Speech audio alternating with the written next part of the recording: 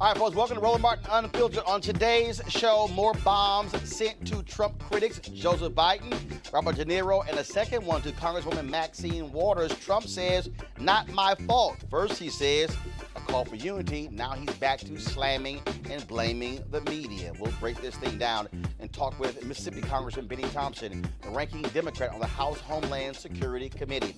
Also, 6 organizations concerned with civil rights unite to pressure social media to get the hate and racist content off of those platforms. We'll talk with Christian Clark, the Lawyers Committee for Civil Rights Under Law. Also, Time Magazine quotes Michael Avenatti as saying the 2020 Democratic presidential nominee better be a white male. Really? He'll be right here on Roland Martin Unfiltered to explain those comments. Also, another clueless white woman wears blackface to a Halloween party. Didn't she watch me on Megyn Kelly's show? Speaking of Megyn Kelly, NPR's reporting she is out at NBC. We'll have the latest details on that as well, plus election updates from Georgia and Florida, including Andrew Gillum again destroying his opponent in a debate last night. Wait till we show you this video. Plus, we'll also tell you the latest what's happening at Prairie View A&M University, where they're fighting with officials in Waller County, Texas, to get those students the ability to vote on their campus. Also, we continue our series on discussions regarding the black press. We have the author of the book, The Rise and Fall of the Associated Negro Press, the Jim Crow Paradox. That's right, we'll be talking with one of our greats about that as well. Plus, I promise you the video of Niecy Nash, folks, with advice for calling, for white folks who keep calling the cops. Yo, wait till we show this video. Y'all gonna really enjoy that one. It's time to bring the funk. Roland Martin Unfiltered. Let's go. He's got it. Whatever the miss, he's on it. Whatever it is, he's got the scoop, the fact, the find. And when it breaks, he's right on time and it's rolling. Best believe he's knowing. Putting it down from sports to news to politics. With entertainment just for kicks, he's rolling. It's on go, y'all. It's Roland Martin, yeah. Rolling with Roland now. He's funk, he's fresh, he's real, the best, you know he's Roland Martin now.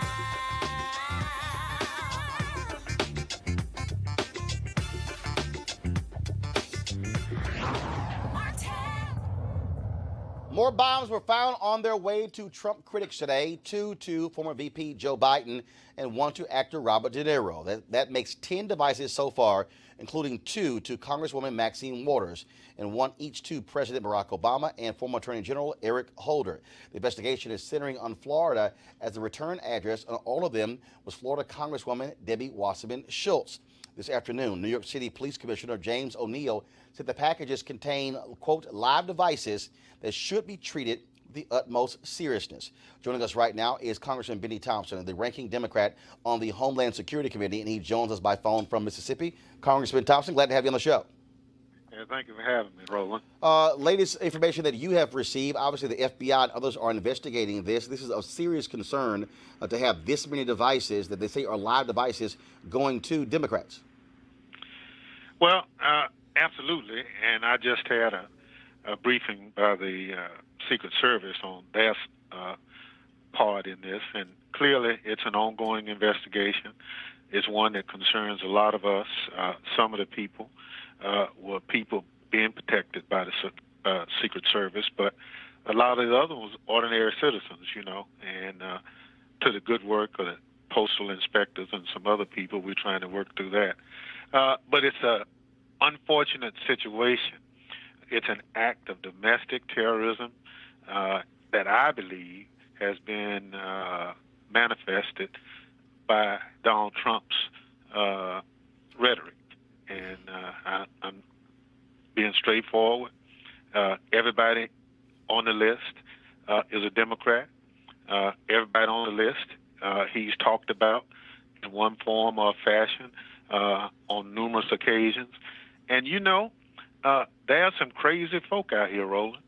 And if you hear the President of the United States saying body slam somebody, or if you get locked up, I'll get a lawyer to get you out, some people take that for what it's worth and said, well, you know, that means if I do something, he might protect me.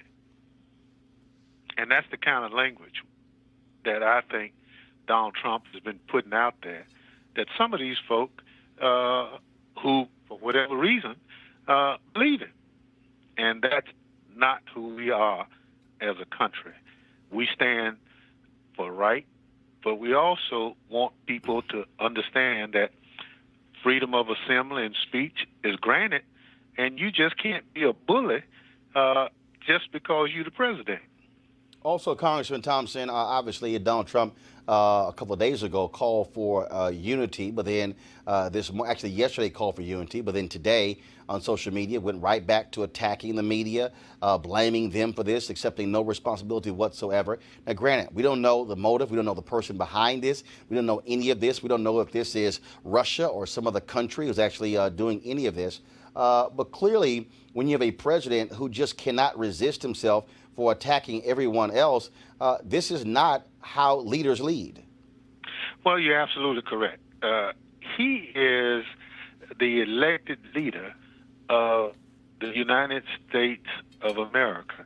He has to set a standard that other countries would want to emulate. He has lowered the standard to about as low it can go, to be honest with you. Mm-hmm. But more important, Roland, is the fact that we as a country historically have been open and available to oppressed people. We understand individual differences, and that's what has made us great. Now our elected president decides that it's all about him, and anybody that disagrees with him, he attacks. I have a grandson who's 13 years of age. If that becomes a standard, what can I tell him? He said, Papa, if the president talks about people, why can't I do it? So there are some real life issues that the president has just destroyed by all this attacking of people. Congresswoman Maxine Waters, a good sister. If you disagree with her, fine. In America, we settle our differences at the ballot box. We don't send a bomb to you because I disagree with you.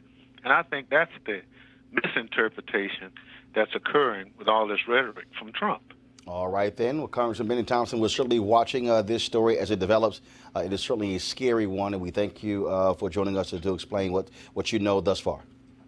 Thanks for having me. All right, folks. Speaking of California Congresswoman Maxine Waters, as I said, she had 2 packages that were addressed to her, one sent to her D.C. office. Now, she's been a fearless critic of Donald Trump, and she told Blavity she knows exactly who is to blame. I think the President of the United States should take responsibility for the kind of violence that we're seeing for the first time in different ways. I think the President of the United States has been dog whistling to his constituency, making them believe that their problems are caused by those people over there.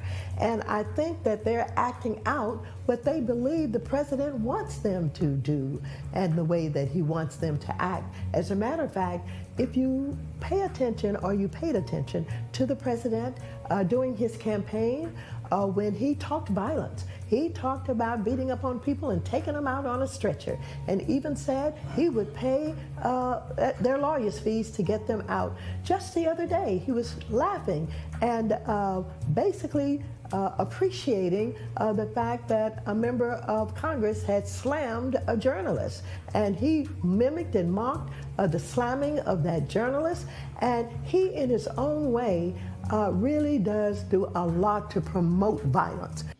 All right, well, let's go to our panel. Dr. Greg Carr, Chair of the Department of Afro-American Studies at Howard University, Barbara Arnwine, Executive Director of the Transformative Justice Coalition, and Malik Abdul, National Communications Director, Black Conservative Federation. Barbara, I'll start with you. When you look at this, again, you had Trump coming out in a White House statement calling for unity, and then he immediately goes right back to blasting the likes of CNN, saying it's the media is causing all of this. This is a moment where, again, 10 devices have gone out to folks like George Soros, 2 former presidents, a former Secretary of State, a former Attorney General, a member of Congress, a former vice president, an actor, you would think out of all the moments, this is where Trump would just resist his natural urge to trash folks, to fight, and to actually act like a damn president. Well, Roland, we know that the Russian agenda has been to undermine democracy, confidence in democracy. How do you undermine democracy more than by sending bombs to people and threatening people? I mean, this is, Trump, we know, is in allegiance with Putin. And I think that he basically does not respect democracy. Well, first, again, that he loves dictatorship. Well, the first thing, we don't know who is behind this, Malik. Right.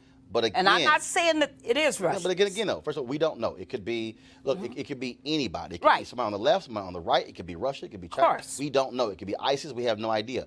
But Malik, how, at some point, I mean, as a Republican, when does this man act like a president and stop acting like a damn high school bully? Well, this is who Donald Trump is. This is who Donald Trump has been for a while. There are things, obviously, that I would like for him to do differently. Unfortunately, he does not do those things. But what I reject is the notion that somehow, if a president is presidential, then all of the rest of us, they would say back home, have some act right about us. It's just not true. Obama was a model president, but people didn't treat each other right when Obama was in office. But the point, though, of leaders. No, I get that. The point of leaders is to lead. He should not engage. The point of leaders is to act right. Right. The point, and then, but again, when you send things out, when you send these tweets out, and when you see them, and you listen to the absolute nonsense, when you look at him complaining about the New York Times and his cell phone, dude, former staffers say he uses cell phones that are not protected, that he uses non-government cell phones. And all he does is just go, what the hell, I'm just going to go ahead and lie about it. I'm just going to go ahead and lie about it. And then, and again, it's this constant attack. Act like a grown man for sometimes. I don't agree with everything that the president says or the president does, but I still reject the notion that somehow only if Donald Trump acted I never right. said that. But Greg no, Carr, it's not a think question. it should be. I think it's not a it should be question of if presidential. he only acts this way. Again, but be a grown-up. Well, I mean, Or at least fake it. Roland, I think Donald Trump is the most useful clown to ever occupy the Oval Office. Because what's not on the front page? The Saudi story. What's not on the front page? The fact that I'm so glad our friend Kristen Clark has joined us because two federal judges, the Ninth Circuit Court of Appeals, had a 20-minute hearing with two sitting senators there, including Orrin Hatch, while we're talking about Donald Trump talking on the phone that the Chinese and the Russians and everybody else is tapping, while he has the blessing of talking crazy to get, and talking about this fake caravan business to get all that other stuff off the front page. In other words, finally, while this fool is ranting, the people who are using him are very openly going forward with their agenda to transform this country. When you spoke about that, of course, 6 organizations, the Color of Change, the Largest Committee for Civil Rights Under Law, the National Hispanic Media Coalition, Southern Poverty Law Center, and the Center for American Progress and Free Press are asking the tech industry to take a firmer line against hate groups that use their platforms. These organizations want tech companies to prohibit hateful activities and gear more resources towards enforcement. Joining us right now is Kristen Clark, who leads the Largest Committee for Civil Rights Under Law. Kristen, this is obviously, you look at Twitter and other companies, they got rid of Alex Jones from their platforms, cutting off their access to the likes of YouTube, to Twitter, Facebook as well. But then, of course, they circumvented that by having other staffers who were still on there. Then they got rid of 14 more of those accounts.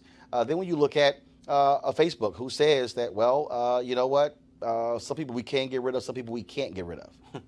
Well, look, the reality is that hate is on the rise, and a lot of the hate activity that we see in our country today doesn't start on the streets, it starts online.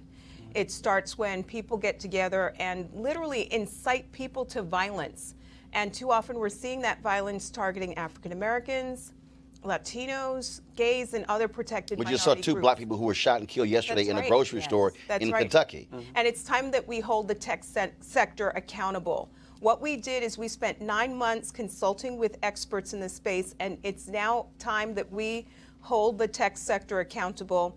We've put out best practices and policies that we want social media platforms to adopt. It's about holding them accountable, promoting transparency, and really putting them to the task in terms of filtering out. It's not about speech, but filtering out activity on these platforms where you are talking about, organizing activities like what we saw in Charlottesville.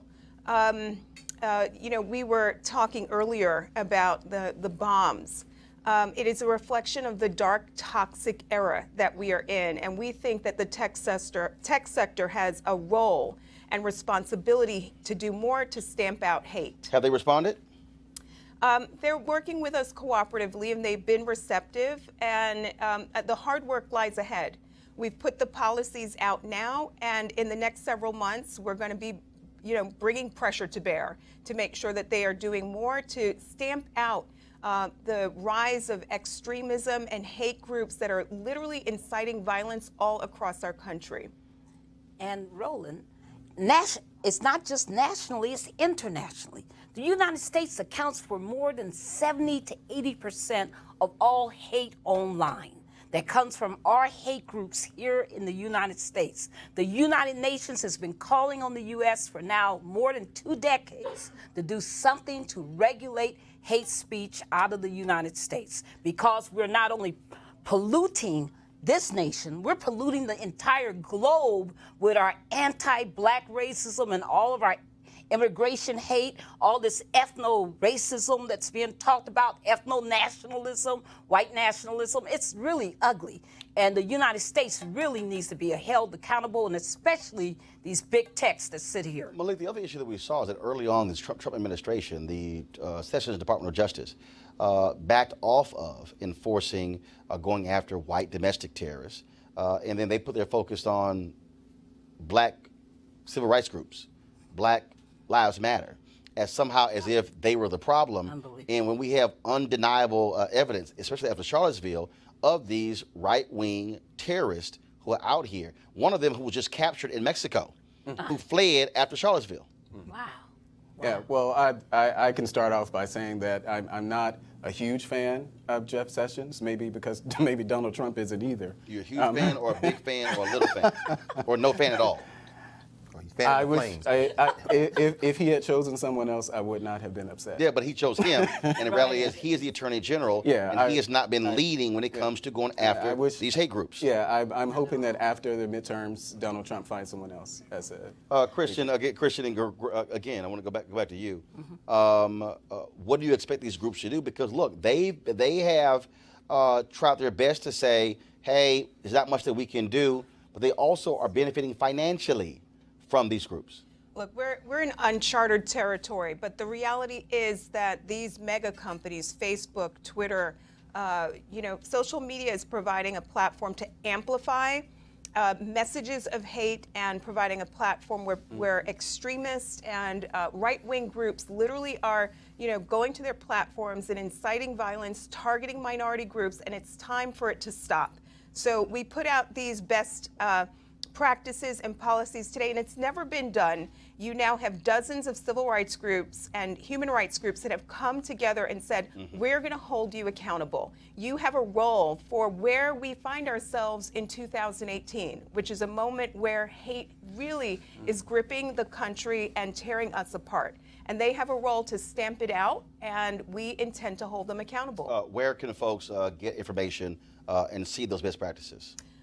They can visit our website, lawyerscommittee.org, and learn more about this important effort. Okay, Kristen Clark, we surely appreciate it. Thanks so much. Thank you for having me. Folks, many of us know Michael Avenatti as the lawyer representing adult film star Stormy Daniels.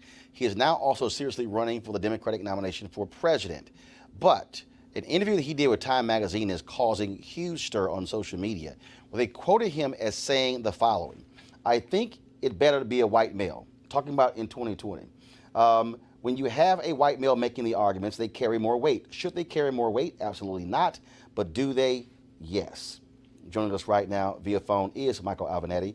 Michael, welcome to Roland Martin Unfiltered. Michael? Yes. Michael, do you hear me?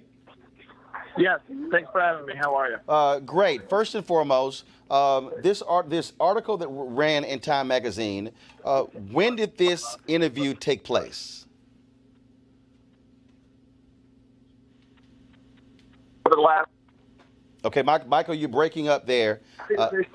Okay, do you hear me now? Can you hear me now? Yeah, can you hear me? Yes, Yeah, now I can hear you. So when did this interview take All right, place?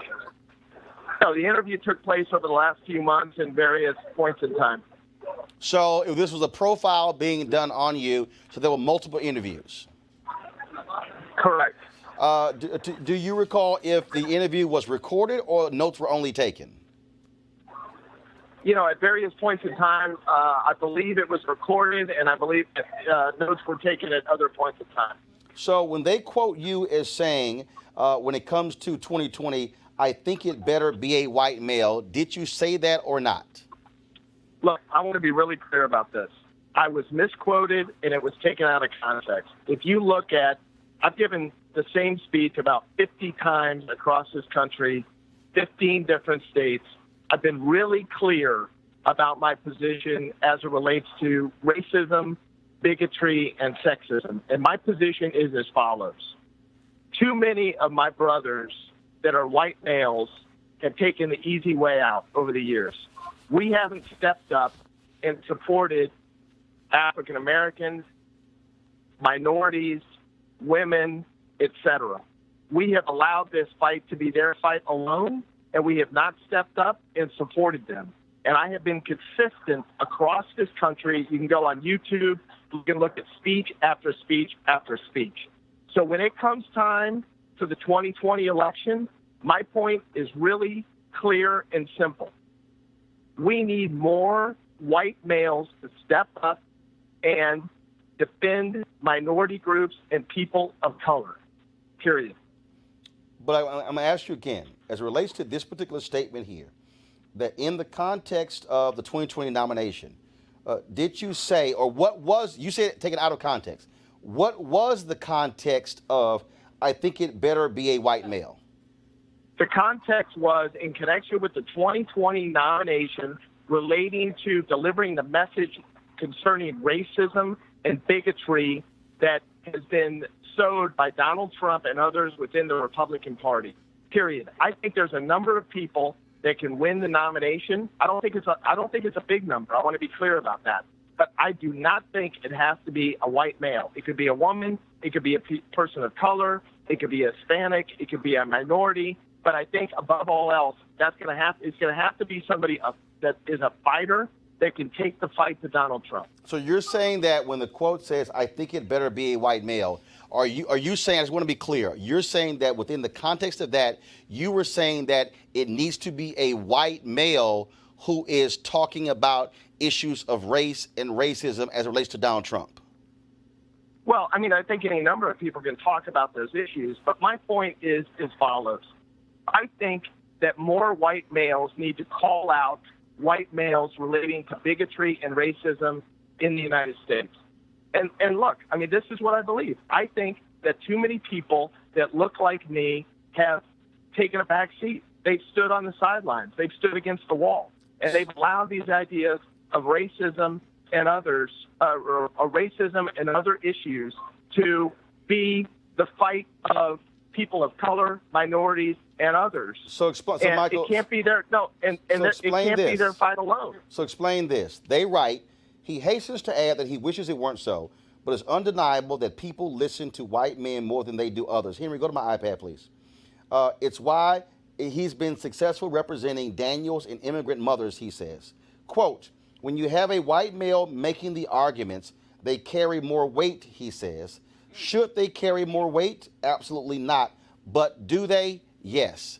What does that actually mean? Yeah, let me explain that. No, let me explain that because, again, I want to be really clear about this. That was taken out of context. When you have a white male that calls out other white males for being racist, yes, I think that that's powerful. Absolutely. Be clear. That's what I'm talking about. When it refers to when you have a white male step up and make these statements. Absolutely. I think it's important for more white males like myself to call out other white males for being racist. Absolutely, I believe that, and I believe that's powerful. And I believe that we need more people around the country that look like me to do that. I mean, look, let's be frank.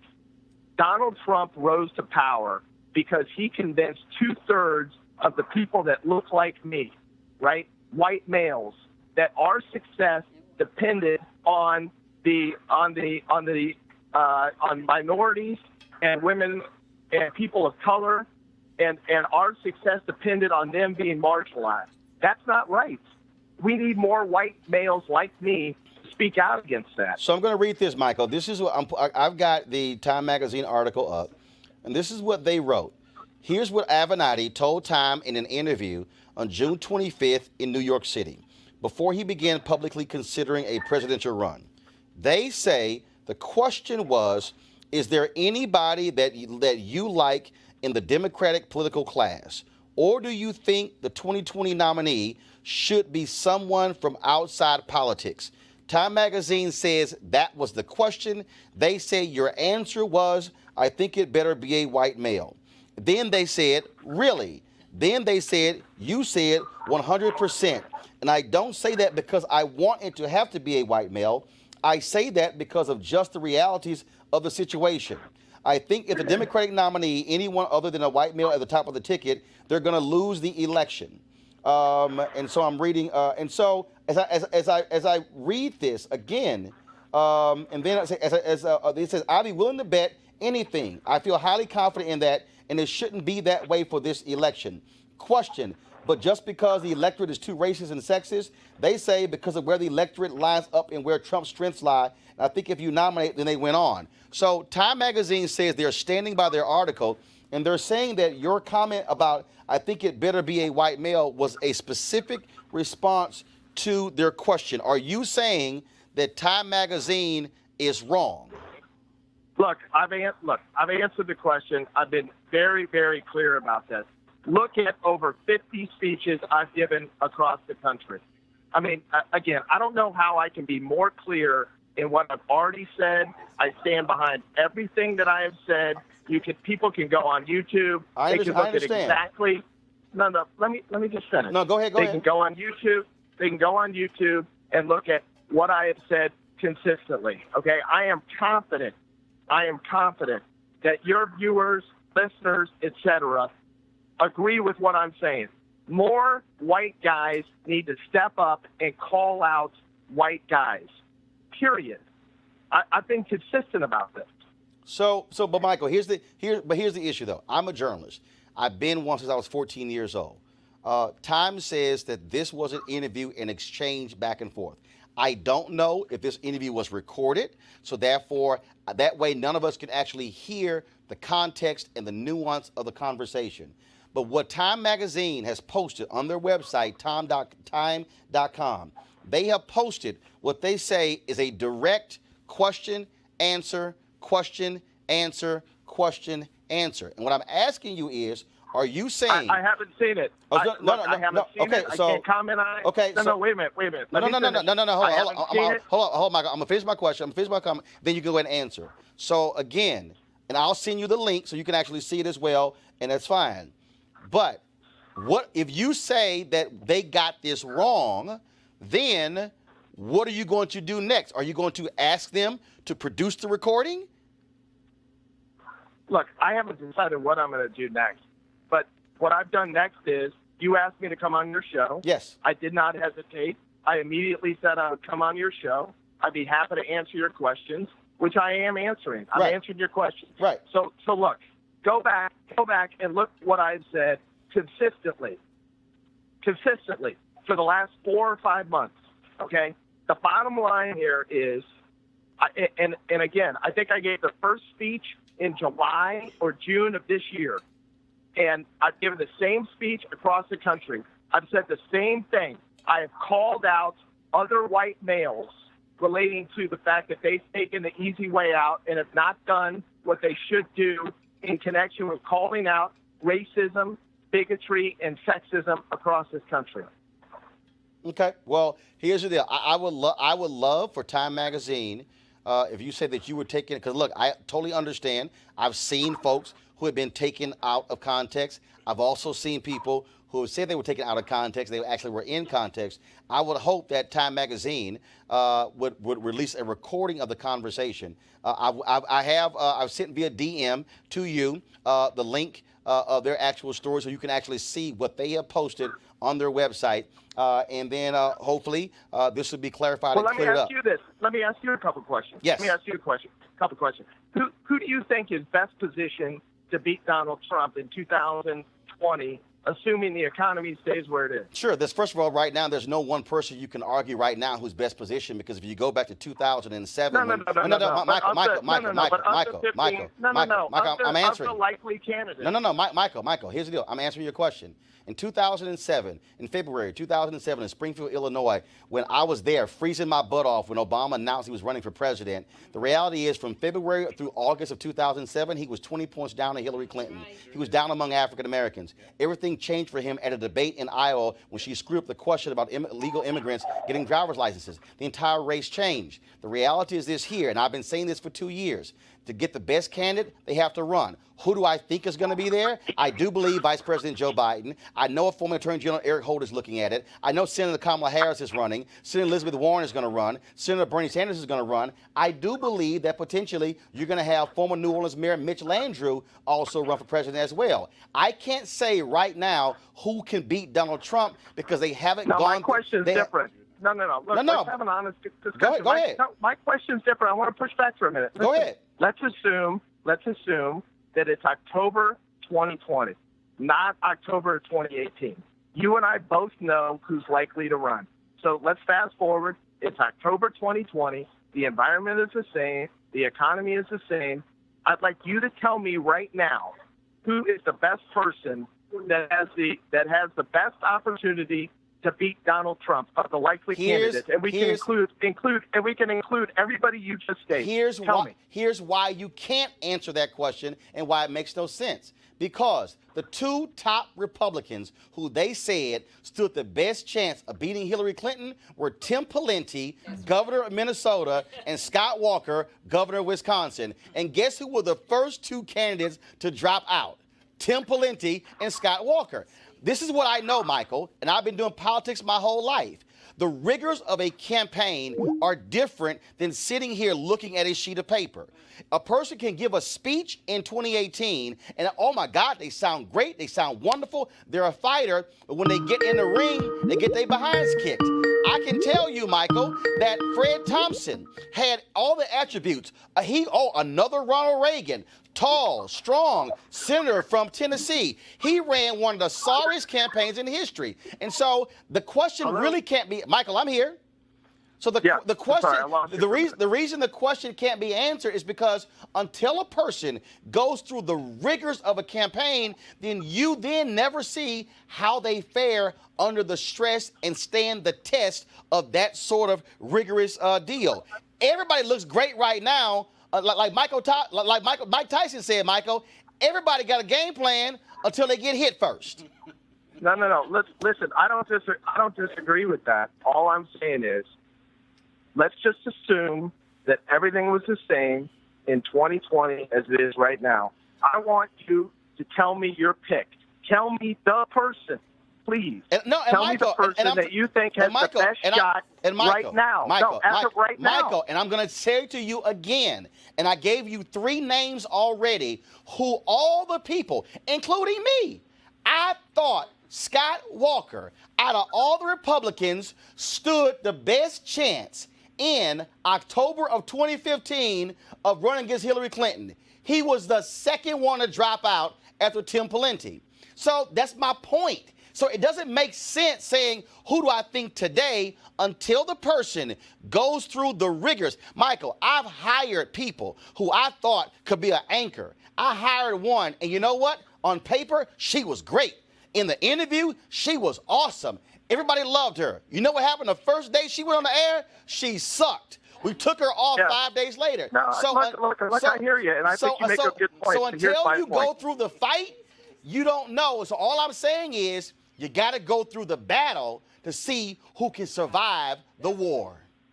look, and you know what? I don't disagree with that, but here's my point, okay? There's a lot of people that are going to run, and they'd make a great president, and they'd make a far better president than I would, but they've got no shot of beating Donald Trump. Well, actually, and if the Democrats nominate, Michael, you're actually wrong, because if you study the math, I understand your point, but Michael, I'll give you an example. Donald Trump won Florida in 2016, correct? Correct. There's a ballot initiative in Florida that's likely to get passed that's gonna give voting rights to 1.6 million formerly incarcerated. If that initiative passes on November 6th, Florida is completely changed. Donald Trump cannot go into Florida yelling law and order, because that means 1.6 million eligible people right now living will have the right to vote. Florida could flip overnight if a Democrat runs a strong criminal justice reform plan. If they even pick up 25% of those 1.6 million, they destroy the Republicans. So Florida Let me tell you switches. something. From your lips to God's from your lips to God's ears, I hope you're 100% right. I think that would be a phenomenal thing for Democrats. It's There's polling no at question about 72% it. right now. I will just tell you, I've spent a lot of time traveling around the country. I've spent a lot of time in a lot of key electoral states over the last 2 to 3 months.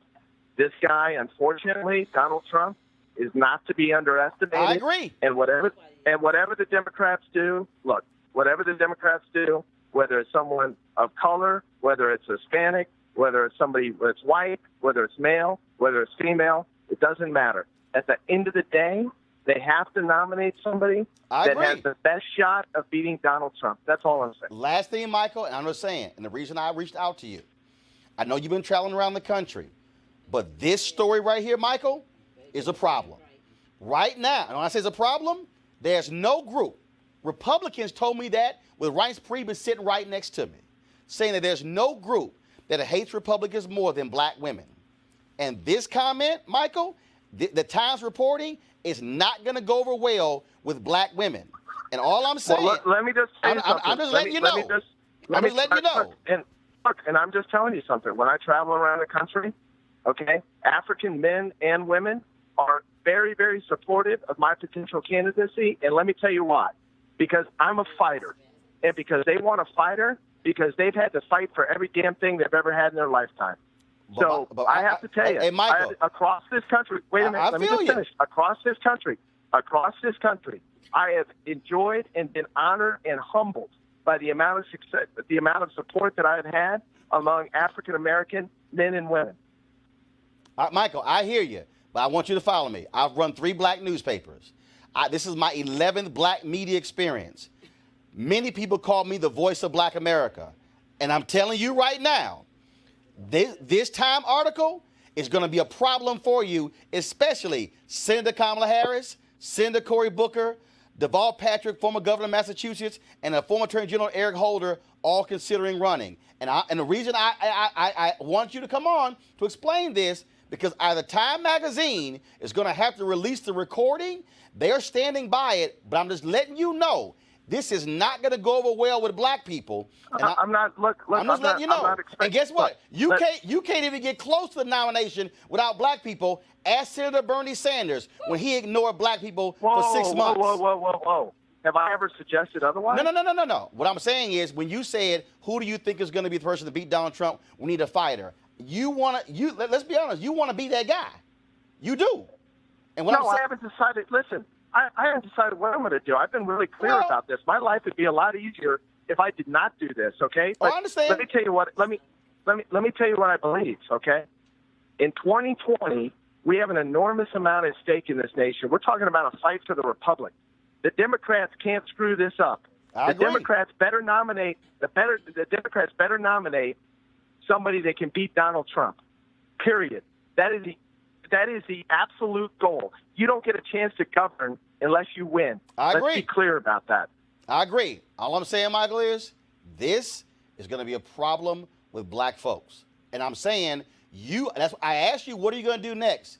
You should be saying to Time magazine, if they misquoted you, release the recording to show it, because the way people are seeing this is you saying it better be a white man in 2020. Well, you know what? I disagree, because a lot A lot of African American men and women have reached out to me this afternoon. Michael, brother, I'm serious. I just want to let you know. Between me and you, who knows black people? Michael, I'm just letting you know, bro. I know black people, and I know black politics, and I know how things roll. And the reality is, after 8 years of Obama, and black people actually see the potential of another black president, I'm just saying it's not going to go over well. But go ahead with your final comment, please. Look, I don't care if it's someone that's black, that's white, that's male or female or Hispanic.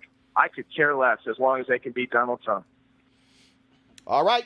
Michael Avenatti, hope this won't be the last time on Roland Martin Unfiltered. I appreciate it. Thanks a lot. Thank you. All right, then. I want to go to my panel. Greg, I'll start with you. What do you think? I think the easiest thing, the hardest thing for him in the short term would have been to do what you gave him an opportunity to do. Say, yeah, I said that, and maybe I'm wrong, maybe I'm right. But he embraced what a lot of people in this country believe. That's the white paternalistic attitude. Woo. In other words, this is the Democratic Party hunting for those 5 blue-collar coal miners. This is the Republican Party saying we can win with white men. Avenatti's best shot, you try to tell him, brother, look, man, just own up to it and say, maybe I'm wrong. But what he said, and I think the second part where you read at the very end of that quote, he said a lot of people agree with me. I do think a lot of people think that. Now, of course, he's got one final thing. He's got a few more things on his problem for him, because today around 2 o'clock, looks like Chuck Grassley referred him and one of his clients to the Department of Justice, which for the investigation about this Kavanaugh testimony, which leads me to believe that they too are fighting a white man's game. So let me break up here what was said, because I think it's just two different things. Mm-hmm. So I'm gonna deal with the second part before I deal with the first part. And the second part, when he said, when you have a white male making the arguments, they carry more weight. Ooh. Should they carry more weight? Absolutely not, but they do, yes. Now, if we want to be honest, this is America. Come on, brother. When a white woman comes up missing, that's right, white media executives throw the resources at her. When a black woman comes up missing, we got to spend 6 months, 6 weeks telling the white media, cover the story, and then all of a sudden, after pressure, they cover it. That's right. We also know, whether we want to own to or not, in the civil rights movement, when they said, oh, hold up, we ain't going to send these white kids into Mississippi, because if one of these white kids get hurt, they going to shut us down. What happened when white folks responded? Like, everybody forgets. Everybody wants to set this whole thing up, that there was this massive response after Bloody Sunday. And there was, when people accepted the call of Dr. King to come down to Selma. But it was after the murder of James Reed. Yeah, Jim Reed, that's right. Oh, yeah. That caused a massive number to say, we got to do something. And so black people know for a fact that, yeah, America responds differently. A black man could cuss a cop out and he ends up dead. A white woman, we got the video, can cuss a cop out and he gonna say, yes ma'am, yes ma'am, yes ma'am. The problem though with this is, Michael, if you said that, to your point, own it. Is that what he should have done, Roland? Own it. But and then you could, and then if you say it, right. But it's, matter of fact, Joe Biden has actually been saying this. Yes, he has. He just didn't say it. When he said that Obama was the first bright, clean, intelligent. Joe Biden has been saying. Oh, working class Joe. Joe Biden has been saying, I can talk to the people of Scranton. That's right. Okay? Let me be like my man on Key and Peele. Translation, talk to white folks. Talk to white folks. That's what it means. Tim Ryan, Congressman Tim Ryan of Ohio. Ooh. He's been saying, we need to send candidates out who can appeal. He's saying the same thing. Yeah. Right. They just didn't say it. But it just shows you he's a neophyte, right? Because if he were a real pal, they would be telling him, yes, admit it, get it behind you right now. Right. You know, this is when you get it's no accident that Elizabeth Warren, everybody's doing their bad stuff right now, getting it out, getting it behind them, because that's how you run. Because you got to have that stuff gone so that you run 2019 and 2020 clean. Why did I go on ABC this week? Yes. And float Mitch Landrieu's name? Yes. Because I said, Mitch Landrieu, white man, centrist, mayor of a black city. That's right. That had lots of infrastructure. That's going to be an issue. Mitch Landrieu could be an interesting pick for 2020. And it's like, bruh, People understand that. We know the game. We know who Donald Trump is appealing to. But the point is, if you said it, own it, but don't say I got misquoted or taken out of context. And my whole deal is, give me the context. Well, Roland, I had more problems with it because I think this whole emphasis that I'm a white male, I can speak to white male, and white males elected Donald Trump. White women helped elect Donald Trump, too. It's a family conversation that white people need to be having. Of white women it's very voted for Donald patriarchal. Trump. That's a patriarchal viewpoint. I mean, we are so sick of this white supremacist, patriarchal, corporatist madness that this country is tied up in. And he's just talking about using his white privilege as a white male to talk to other white males. But he better watch out, because why do you think Joe Kennedy is on the road right now? Joe Kennedy the third. In Louisiana? Right, he's been everywhere. He's been in Texas, Beto. What do you think everybody's looking at Beto O'Rourke? Does he really think he is the only, quote, white male candidate out there, and Joe Biden and the rest of them? Here's the deal, Malik.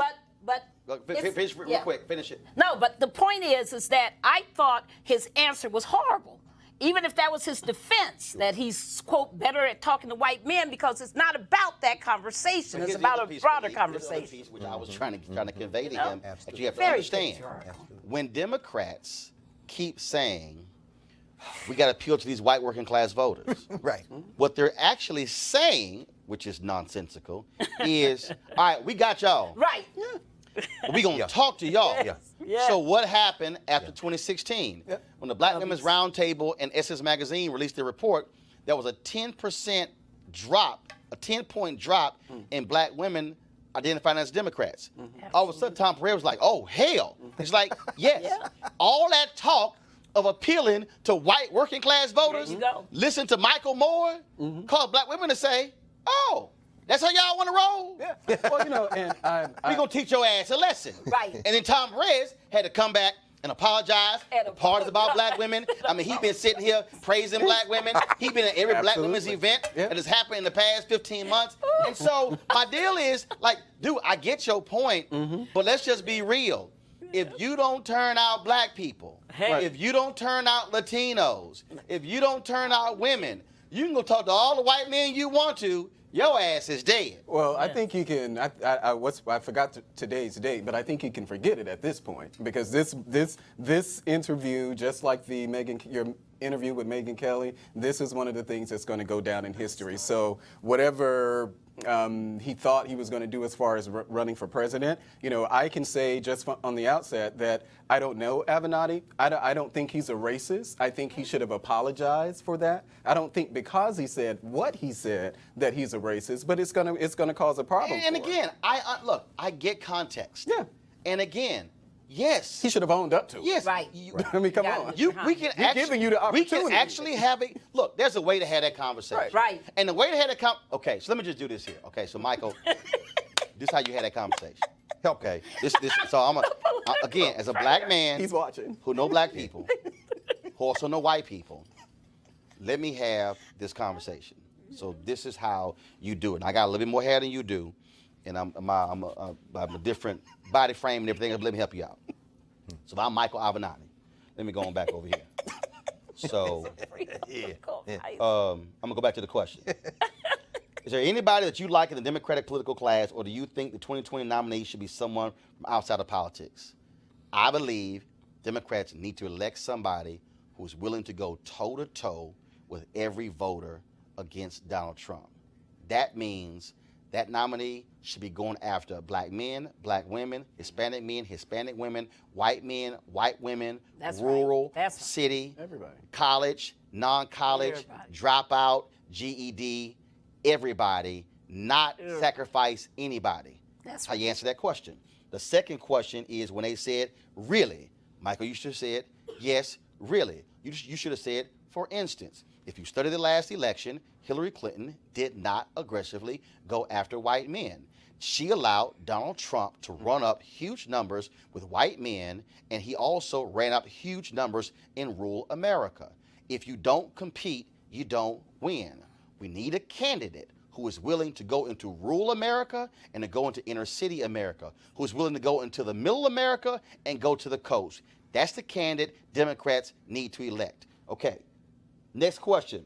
So Obama only won because of who he was running against, but a Trump who activates people's racism and sexism, then you come back and say, I am willing to bet that any Democrat who has the guts to stand up to Donald Trump and to call him for who he is and to look, yes, white voters in the eye and to tell them you're voting against your own interest. Everything you say you need, this man is against. White America, you need health care in Kentucky, in Mississippi, and Arkansas. This man wants to get rid of the Affordable Care Act. White men who you say you want these jobs, this man has done nothing for you. Look at Carrier. All of you white women, you want better education. He is cutting the education budget by 5%. White men and white women in Virginia, you say you voted for Trump because of the opioid crisis. He's done nothing when it comes to the opioid crisis. And so Democrats need to be able to challenge Trump on turf that has been uncomfortable for them. And that means going to places like Tennessee, Arkansas, West Virginia, and to look at them in the eye and say, I'm here because I want your vote, because I'm willing to help you. Michael, that's actually saying the same thing without actually saying it. That's how politicians talk. You didn't do it. And all I'm saying is, don't run from it, own it, and accept it. Roland, but you, again, he couldn't hear you because of what Barbara said. Yes. He's a novice. Right. What you raised, and he thinks he's doing electoral math. He said, I've been around this country. What he really meant is, I've been in these white enclaves. Yes. Now, I think buried in what he couldn't hear with you was the Florida issue. You're looking at Florida, which will be blue. It ain't going to just flip. It's going to, oh no. Bruh, Them 1.5, come on, bruh. 1.6 million So if you will take- get the right to vote. Come on. You can't walk your ass in there talking about law and order. If Florida had flipped, Donald Trump would have been the president. He couldn't hear you. He also couldn't hear the demography of Texas or Virginia. There's a gerrymandering initiative on the ballot in Michigan. Come on. Right. Yeah, but you know, Speak I don't think That's it right. has much to do with him Ohio. being a novice. I just think it has to do with being a white male. I think it has to do with him just being a white male. I would accept his vote. I don't think it's some of it together. because he No, because he, But it's better no, also Barbara, Malik is right, because Yeah. I'm telling you, Some of it is all just these privilege. Democrats, after Trump won, it was sort of like, oh my God, white men, oh, white men, white men, white men, white men. What we gonna do with white men? And I'm going, did y'all look at the math? Right. No. Your dumbass is lost by 70,000 votes in 3 states. Right. If you had actually fought, you actually went there and understood what's happening in Wisconsin with voter ID, where 200,000 were impacted. Absolutely. Hillary didn't even go there. Right. If you'd actually gone to Didn't bother. Pennsylvania and listened to black people who Yes. said, hey, boo, Right. the rest of Pennsylvania is Alabama. You better run up some serious numbers with black people to offset all these white folks. That's right. The reality is she didn't even compete Didn't for bother. rural whites because they thought they had it in the bag. Yeah. So it ain't hard to beat Donald Trump. Numbers don't lie. Right. White women are fleeing Donald Trump. Like he crazy. is not going to get the same percentage of college-educated whites Nope. Not in at all. 2020. No. The electorate also is going to be, for the first time, under 70% white. It's Yes. likely going to be around 67 or 68%. So if you have a focus, you do what Stacey Abrams is doing. Right. Stacey Abrams like, I ain't Oh, she's chasing killing white it. women. Roland. She's like, I'm going to Let me- turn out She's my killing people it. Let me- and others. And it's neck and neck. One of the killing best. Final comment before I go to my next One of the story. best things I heard Stacey Abrams saying, you said this about poor white people. When she told her poor white people in Georgia, wouldn't anybody pay $1 and get 9 back? That was her way of explaining what expanding Medicare would be. Right. Anybody, the dumbest white person would be like, oh yeah, I want $9 for $1. Exactly. Stop. Do what Jesse did in 84 and 88. Talk to these poor white people. Go to Appalachia. Right. And win this It can election. be No, but Malik, I'm It can telling be you. done. I'm telling you. Look, I say this to Obama directly. Bruh, go to the whitest, brokest, That's right. reddest part of Mississippi and Alabama That's right. Yes, That's it right. and is. Louisiana He willing That's to go right. anywhere. and tell them, all y'all from this county, these are the latest stats. You have the sickest county in your state. Y'all are sick. These are your stats. Yes. And they gonna sit there and go, Opioid. and then he gonna say, the Affordable Care Act, I passed that Come on. for y'all, For you. Yeah. for you. And then you say, Barbara, You got health insurance now? Yeah, breast cancer. That's right, now I got health insurance. So-and-so, so-and-so. Then you tell them, now going back and tell Jeff Sessions, why is he standing in the way? Come on. You from Get the out the sickest. way. I said, and then go to Mississippi and go to the next state. That's right. I said, damn it, stop going to suburban Virginia Right. and suburban Ohio, Thank you. touting the Affordable Care Act. Go where the broke white folks are. What everybody forget.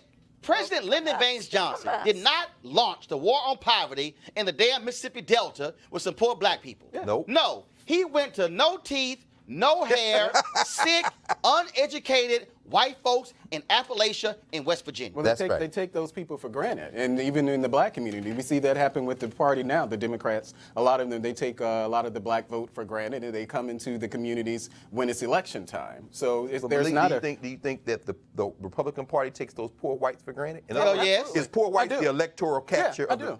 So, Yeah, so how? I do. I mean, and I don't buy it. I mean, Yeah. Ben Sass is a joke with his morality. Jeff Oh, Flake please. is appropriately named. Please. But I'm saying, Please. if Donald Trump collapses between now and 2020, and it's very real which I possibility don't he will. think he He will. will. But Well, I mean, You know, whether he does or doesn't, let's say he's there and he's running. Can he win re-election by running this hardcore white nationalist and guaranteed to win the flyover states with 3 electoral votes apiece strategy? I don't think he's going to do that. I don't think he's How going to. could he change? I don't think he's going to do that. I think he's going to use the same coalition that he used in. Roland just told you he doesn't have that coalition. Well, Here's that the- coalition is here- dead. here- no, no, I said here's that the That piece. coalition is No, I dead. said that Here's- he's going to use the same Yeah, but it's coalition. dead. I see. Whether or It's not dead. they support him, Here's the- that's Right. a different story. Here's But the he's gonna take mistake. the same No, that Here's the coalition is mistake dead. that Avenatti is making, and here's the mistake that all these Democrats that I've seen them making. They keep sitting around thinking that 2020 is going to look like 2016. That's First of all, Right. Hillary ain't running. please. The arrogant ass white boys who are running her campaign Right. not going to be running the campaign. Hopefully. And let me say this right now Yeah. to any Democratic nominee, and let me Tell just 'em. be as honest as possible. Put this on a loop. If y'all run out and go hire another cadre of arrogant ass white boys who think they know every damn thing, Data analyst. y'all no, don't switch the damn camera. Keep the damn camera on me. This is a message Yes. to every Democratic nominee. If you run out and put at the top of your leadership a bunch of arrogant, cocky ass white boys who are young, who think they know every damn thing, Yes, sir. you're going to get your asses whooped in 2020. If you don't have black people at the top of your leadership, if you don't have Latinos at the top of your leadership, if you don't have people who know how to listen to the ground, who's going to get their damn heads out of the iPads and the iPhones, then y'all going to lose. This is not hard. You could talk about the economy all you want to, Michael Avenatti. The reality is, even white folks are embarrassed by Donald Trump, okay, and by his actions and his attitudes. So what you're going to see in 2020 is a different electorate. You just heard me say Florida, 1.6 million formerly incarcerated will be eligible to vote. Trust me, if you come to Florida talking about law and order and throwing folks in prison, Trump is going to go down in flames. Look at those electoral college numbers. Second of all, they're looking at the ballot initiative in Michigan. You look at also, if progressive, and let me go ahead and say this right now, all you rich damn progressives, I don't know what the hell is wrong with y'all, or y'all are stuck on stupid, where you're not funding Representative Alicia Reese's Bill of Rights in Ohio. Come on. Every damn Thank year, you. every damn year, we got to deal with lawsuits Thank and you. going to court in Ohio. If you change the damn state constitution Thank and you you. make the right to vote, make it part of the state constitution, you ain't dealing with all this crazy ass stuff in Ohio. That's right. They changed the constitution in Florida. So I wish all y'all with your money would simply call Alicia Reese. All you got to get is 330,000 signatures to put it on the ballot. Even Republican white folks not going to vote against having an affirmative right to vote in the Constitution. But again, you got smart-ass white progressives who don't want to stand behind black people who are also, in this case, smarter than y'all, That's right. who understand how to deal with politics. That's right. But no, y'all want to sit here and spend a whole bunch of money walking around talking about the same stuff and don't nothing get changed. Republicans changed America by doing what? ballot initiatives. What Desmond Meade is doing in Florida can be replicated Brilliant. in other states. It can be replicated in Ohio, in Michigan, in Texas, and other states. And you know what that does? It flips the map. So if y'all stop running around and trying to find the great white hope, That's right. which is really the great white hype, and also even stop trying to anoint the great black hype and understand Watch out now. this all comes down to how do you connect with people. So all you rich progressives, drinking your lattes and sitting there flying on your planes, if you want to change the game, you put money and you play the long game. And the last point, put your damn money in Texas. Take $10 to $20 million. That's right. And say we're going to hire 1,000 people and move them into Texas to register the eligible but unregistered 2.1 million Latinos. Guess what happened? SNCC did that. That's right. CORE did that. Nonpartisan money funded these young people who moved into those places, talked with the people, with the sharecroppers. Ella Baker said, take your college clothes off and put your overalls on. And if you don't believe me, read Barbara Ransby's book on Ella Baker. Come on, brother. She said it ain't pulpit to pew, it's pew to pulpit. If you gotta go in and you gotta talk to those folks, they gotta know you and trust you, then they'll register, then they'll vote. But if y'all walk in there with your damn iPad 2 months out and somehow thinking Latinos are just gonna magically register, it's not going to happen. And so, That's right. Michael Avenatti, you think you know politics because you've been traveling around the country. You don't know. Bruh, I don't know politics. Didn't know he was that big. I've lived politics. My mom and my daddy were community organizers, running a civic club, running phone banks, running campaigns. Right now, they are running election centers in Dallas County in Texas. Trust me, just because you're a lawyer and just because you're smart, don't mean your ass can't be wrong. If y'all want to support Roland Martin Unfiltered, go to RolandMartinUnfiltered.com to support us. Of course, you can also join our Bring the Funk fan club. We appreciate your support as well. We're going to leave the show this way. Comedian and actress Niecy Nash has released a satirical infomercial, y'all, for all these white folks who losing their mind about black folks coming in their lives. And so I want y'all, check this out.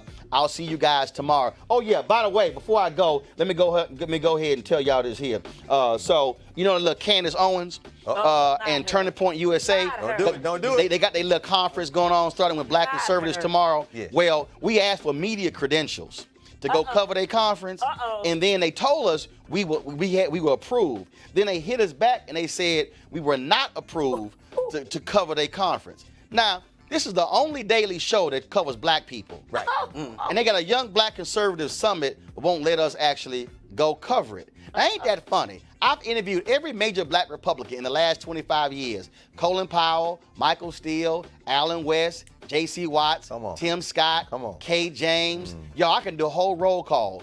But Candace and Charlie Kirk, they little group, oh no, we can't cover them. But you know what? Hell, I've interviewed some non-black Republicans. You want to hear their names? President George H.W. Bush, President George W. Bush, Senator Lindsey Graham, Congressman Bill Flores, Congressman Pete Olson, Congressman Tim Price, Commerce Secretary Carlos Gutierrez. I go on and on and on. See, let me help y'all out, Charlie and Candace. Y'all got a fake-ass organization. Because the reality is, you figure because you got 400 young black conservatives coming into D.C. that somehow y'all are doing something. Let me help y'all out. We've known black conservatives all our lives. And it's the black conservatives who got better credentials than y'all who know what's going on. And every single one of those black conservatives, guess what, Candace? If I walked into a room, they're going to talk to me before they talk to your little young ass. So maybe what y'all should do is stop being afraid of black media and actually come sit down and talk to black people who know what the hell they talking about. But see, y'all think y'all cute because white mainstream media has done stories on you. NBC News and also USA Today and Thank You All That. But Candace, I'm telling you right now, see, you don't have to come to your conference. But guess what? Y'all don't control the media credentialing at the White House. So guess what I got right before we came on air? We got credentials to y'all get together with Trump tomorrow morning in the White House at 11:30. So you gonna see them in? Guess who's gonna be there? Me and our cameras. Y'all thought y'all were running this. But even the White House, Candace knows it's smart to talk to Roland Martin. Holla. For charcoal grill. No charcoal grills are allowed. You're scared. Please leave me alone. You're white. African American. Illegally selling water without a permit? But with cell phone cameras and social media, calling 911 on your black or brown neighbors just isn't what it used to be. Hi, I'm Niecy Nash, actress, inventor, and advocate for not calling 911 on black people for no goddamn reason. I'd like to introduce you to a radical new product that will save you all the headaches of being filmed and outed as a racist douche. It's called 1-844-WHITE FEAR, and it's revolutionizing the way racist white people cope with black people living life near them. 1-844-WHITE FEAR. There's a black guy outside my neighbor's house, and he's walking around. Our experienced staff have been living while black in America their entire lives. Darren here is a former Obama aide who had the cops called on him for moving into his new apartment. Yes, that is actually your neighbor, Michael. Yeah, no problem. Our records are actually showing that's actually his boat. Yeah, I know. Black people have boats too now. Studies show that people of color are more likely to be arrested, convicted, and serve longer sentences than white people for similar crimes. So calling 911 for non-emergency situations is really just a move. I got so scared when I saw a black guy walking around outside, and so I called 1-844-WHITE FEAR, and it turns out we're neighbors, and I'm a racist. Now, black people have been helping white people be better since always. So she's looking around and standing there? Regular Frisbee or ultimate Frisbee? Call it when black people are having a barbecue, taking a nap in a rec room, mowing the lawn, waiting for a friend at a coffee shop, golfing, shopping, enjoying a vacation at their Airbnb, going to work, coming home from work, working while at work, campaigning for office, swimming with socks on, delivering newspapers, buying a house, selling water, parking their car, using a coupon, and so much more. 1-844-WHITE FEAR. It's a real number for real white people who should mind their own damn business. What's going on here? If you've been a victim of 911 harassment, please email us at 844-WYT-FEAR@nytimes.com.